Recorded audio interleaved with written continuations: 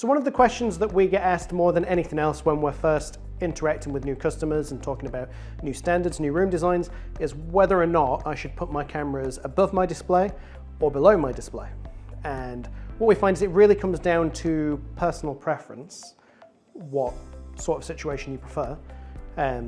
But a lot of customers don't know a lot of people don't know what that looks like until you've actually physically installed them in some rooms.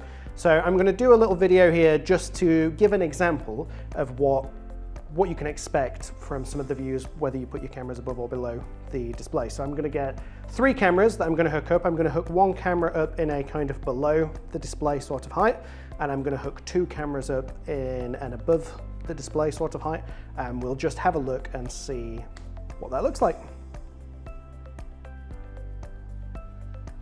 So as you can see, I've got my 3 cameras hooked up now, and going from lowest to highest at about a height of 1.1 meters, aiming for that seated eye level of about 1.2 meters. We've got the Huddly L1 camera, which is simulating what our camera views might look like if we had the camera installed below the screen. And so you can see there you've got quite a lot of the table in shot. So if you have things like notepads, pens, laptops on the table, you're going to see all those things on the table. Going slightly higher then to a height of about 1.5 meters, aiming for that above the screen sort of height. We've got the Poly E70, and then my highest camera at a height of about 1.9 meters, I have my Poly E60 camera. A bit higher than what you would want to go traditionally in a standard meeting room. However, if you've got a room with larger sort of 75-inch, 98-inch screens, you don't have a choice but to put the camera either above or at the side of the screen, especially when you get those much larger screens. If you start putting the cameras underneath them, then the cameras can be quite low and they start looking underneath the table, and that can lead to HR complaints. You probably don't want that. So if I come back into the room now, and I'll take my seat at the head of the table, which is always a good example because your most senior person in your meeting, your C-level executives, like to sit at the end of the table where they get the best view of the room and where they feel more senior. And so what you can see is straight away, all 3 cameras have zoomed to me. Some of the things you'll notice as I move around the room are the ways that things cut as well. So I'll just do a quick example. The E70 and the Huddly L1 are both digital cameras that you might see them pan around, but particularly in the case of the E70, quite often as you move around, you'll get a cut rather than a pan. And the E60 that I've got up at my highest level is a PTZ camera, so you will see that one move around. However, quite often you can get a clearer image from a PTZ camera. So it's personal preference how these things go, but what you'll see is as I move around, you'll get different examples of how those cameras pan around, how quickly they find me, what the transitions look like, things like that. So, sit back down here at the table. So when it comes to deciding which sort of height you want to put your cameras at, there are various things to take into account, and there are elements of this that definitely come down to personal preference, as I think I mentioned before. I tend to quite like the idea of having my cameras underneath my screen because we're closest to that seated eye level, and in a perfect world, I think that's probably what you want. So if you could be in a situation where your cameras were built into your screen, for example, so that when I'm looking at the screen, I'm looking at you, that would kind of be ideal. However, that's not the world we live in, or at least not yet. So by having the camera in an underneath the display sort of position, you can get something close to the eye contact. And again, that's what Microsoft tend to try and push with their Microsoft Signature Room designs. They have the camera, I think they even have it quite far forward, but in below the display sort of at level, aiming for that seated eye level. However, even within our design team, a lot of people much prefer putting cameras above the displays. Where we've got the E70 at about 1.5, 1.6 meters is a much more traditional height to have a conferencing camera, and especially if you've been doing this sort of thing for 10 or 15 years, I think a lot of cameras tended to be placed above displays rather than below displays. And so for a lot of people, that kind of camera view certainly feels a lot more familiar. And there are a few other reasons why you might prefer to put the camera above the display rather than below the display, which I'll go through in a moment.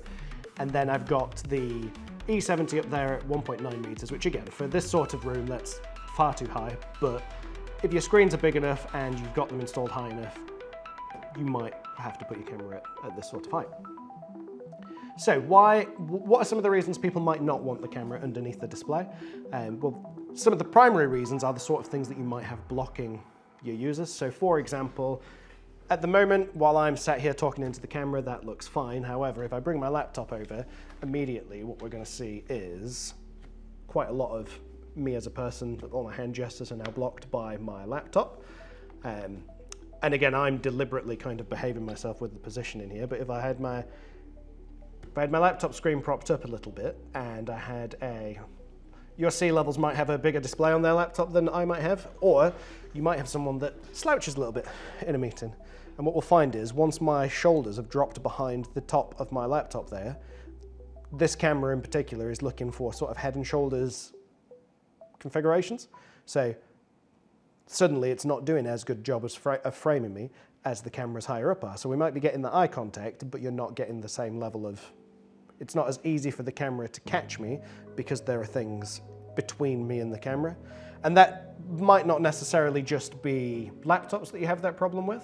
On rare occasions, you might have bits of flowers or plants and things like that, but more often than not, some of the things that can cause problems are in a lot of boardrooms, you might have sort of glasses of water, like big jars of water or bottles of water around the table so that your users can fill it as they go around to the meeting. And again, you might have lots of laptops around the room. And so things on the table can cause obstructions when you've got your lower camera in a way that it just doesn't affect the higher up camera. Another example, and obviously you might have group framing on, so this one might not be as big of an issue, but some C-level execs might like to stand behind the chair when they're talking, especially if they're addressing a bunch of people in the room. So I've got a bunch of people sat here around the table, they will all catch up eventually. And now, if I'm talking to people on the screens and I'm talking to people here in the rooms, well, suddenly seated eye level doesn't matter anymore because I'm standing up. So those higher cameras have a much better chance of catching my persona, as it were, than the lower camera does. And again, there's distance issues to take into account as well. So and I'll just turn my laptop a little bit so I can keep a loose eye on what's going on. But if I were to come and sit quite close to the display, so either if I'm sat close to the display or in particular if you've got, say, smaller meeting rooms or huddle meeting rooms and things like that, then, yeah, just checking, what you'll find is those cameras that are installed below the display suddenly have a much better chance of picking up the people that are in the meeting room, whereas those higher up cameras have a much better chance of picking up things like our bald spots and my receding hairline and things that things that depending on who you've got in your room, you might not want that sort of stuff in your video. You might want the below the camera where it's a bit more like a face-to-face. On the flip side of that, once again, if I stand up and I go for a little walk further away towards the back of the room, then again, once the cameras sort of catch up and find where I am, then what we'll find is the further away you are, the less of a difference it makes, and kind of the bigger advantage goes again to those higher up cameras because they can see just a little bit further. So I'll just sit on the opposite side of the table for my last little bit here.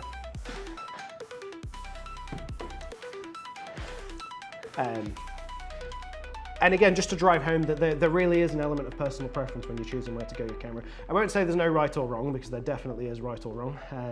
If you go far too low, you're going to be picking up all the plug sockets underneath the table. If you go far too high, you're going to be looking down on people from above.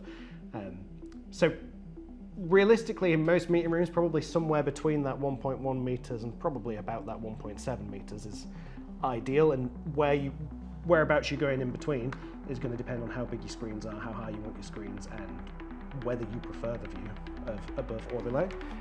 And then in those larger rooms, you might have to go a little bit higher, you might have to put your cameras at the side.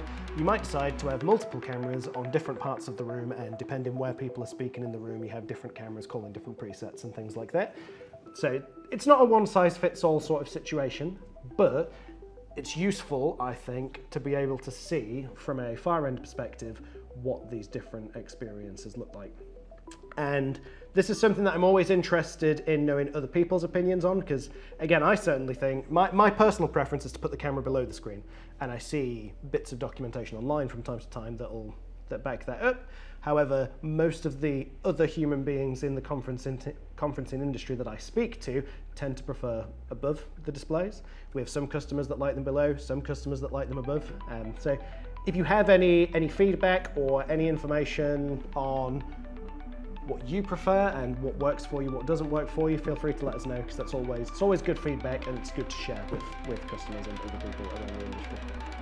So that's it for this example. If you found it useful, then let me know. And if you'd like to see any more detail on any of these cameras, or if you'd maybe like to see how things could look in your environment, then email info@isdmsolutions.com and someone will be in touch.